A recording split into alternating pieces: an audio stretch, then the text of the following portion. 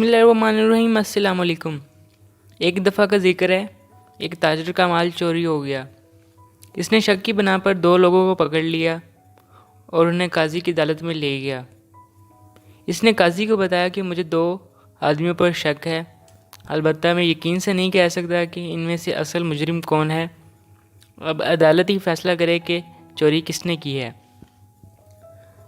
काजी ने मुद्दई को हुक्म दिया कि आप थोड़ा इंतज़ार करें, मुझे प्यास लग रही है, मैं पहले पानी पी लूँ, फिर फ़ैसला करूँगा। फिर काजी ने अपने खादिम को पानी लाने को कहा।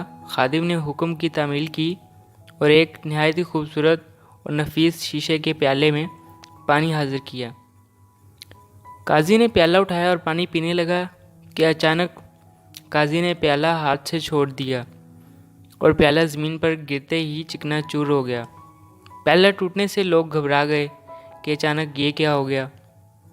अभी लोग ये मंजर देख ही रहे थे कि काजी ने इन दोनों आदमियों में से एक को गिरफ्तार करने का हुक्म देते हुए कहा कि यही चोर है।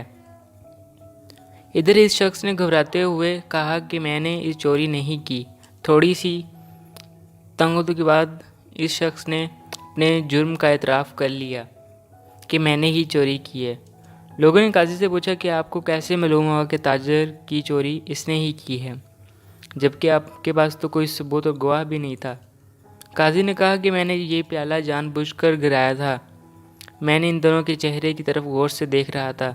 जब प्याला गिरा, उसके टूटने की आवाज़ आई तो इससे सारे लोग परेशान हो गए कि ये क्या हो गया, मगर इन दोनों में से एक की हालत पर किसी खौफ या परेशानी के आसार नहीं थे। इससे मैंने पहचान लिया कि असली मुजरिम यही शख्स है। तो गाइज़, ये थी आज की वीडियो। उम्मीद है आप लोगों को पसंद आई होगी। अल्लाह हाफिज़।